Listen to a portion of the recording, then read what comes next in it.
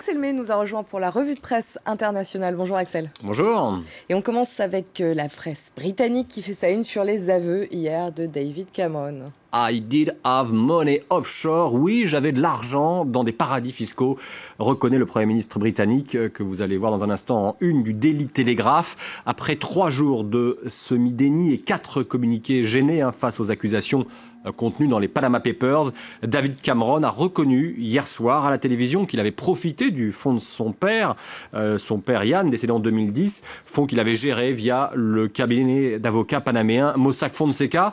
Mais il assure qu'avec son épouse Samantha, ils ont revendu leur part lorsqu'il a été nommé Premier ministre. Total de l'investissement relativement faible, à l'en croire, l'équivalent de 30 000 livres, soit 37 000 euros.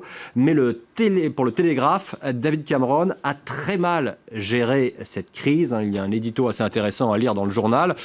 Pour Vie Indépendante, il doit carrément démissionner et rapidement. Le temps de l'hypocrisie est terminé, affirme le journal de centre-gauche. Regardez. Croyez-moi, je n'ai rien, dit encore cette caricature de David Cameron, publiée, elle, dans le Guardian. On va la voir dans un instant. Voilà le journal qui a révélé l'affaire en Grande-Bretagne, le Guardian. Trust me, croyez-moi, comme les trusts, vous savez, c'est trust fund, ces fonds qu'on peut avoir dans les paradis fiscaux.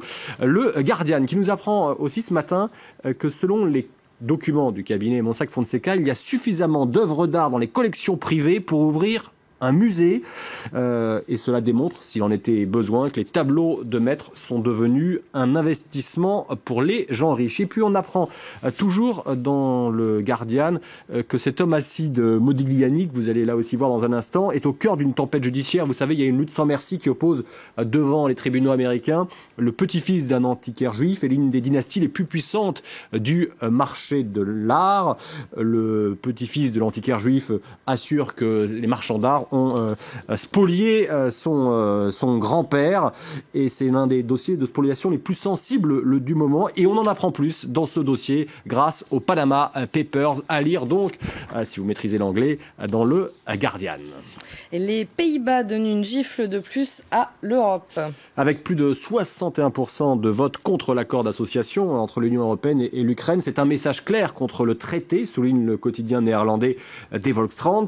La partie de cet accord concernant les échanges commerciaux est déjà entrée en vigueur le 1er janvier, rappelons-le, et le taux de participation au référendum a été faible, moins d'un votant sur 3, mais il n'empêche, note le journal, sur le plan politique, il s'agit d'une défaite pour l'establishment. Sur le plan sociétal, il s'agit d'une défaite des Néerlandais cosmopolites par rapport aux Néerlandais eurosceptiques. En effet, ce sont des mouvements citoyens eurosceptiques qui avaient obligé le gouvernement des Pays-Bas à organiser ce référendum, qui n'est toutefois que consultatif, qui n'a pas de force contraignante. C'est un avertissement à l'Europe, souligne pour sa part le Wall Street Journal Europe, qui donne raison à cet avertissement aux velléités expansionnistes de la Russie sur son voisin ukrainien, puisque la Russie dit, vous voyez, les Européens ne cautionnent pas la politique du gouvernement ukrainien. La bourgmestre de Molenbeek reçoit ce vendredi la commission d'enquête parlementaire française sur les attentats de Paris. Nous n'avons rien à cacher à Molenbeek, assure dans les colonnes du soir Françoise Schepmans.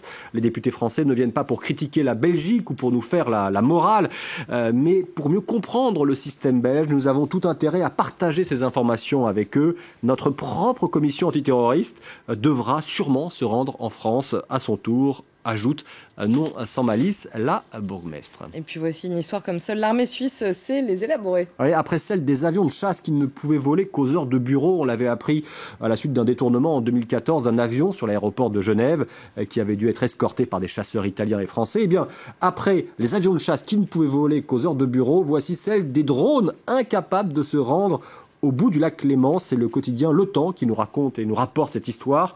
Les drones de l'armée en renfort des gardes frontières et des douanes ont dû quitter leur base provisoirement et s'éloignent de Genève. Conséquence, ils ne pourront plus desservir Genève cette année car leur autonomie de vol est insuffisante.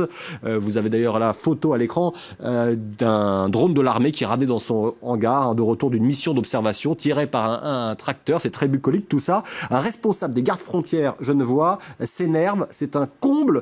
Il est cité par Le Temps. Encore une preuve qu'on vit dans le monde des bisounours. La Confédération helvétique avait acquis ces drones pour aider les gardes frontières et maintenant les voilà incapables de venir ici. On aurait mieux fait d'acheter des dirigeables gonflés à l'hélium. Merci beaucoup Axel pour cette revue de presse internationale.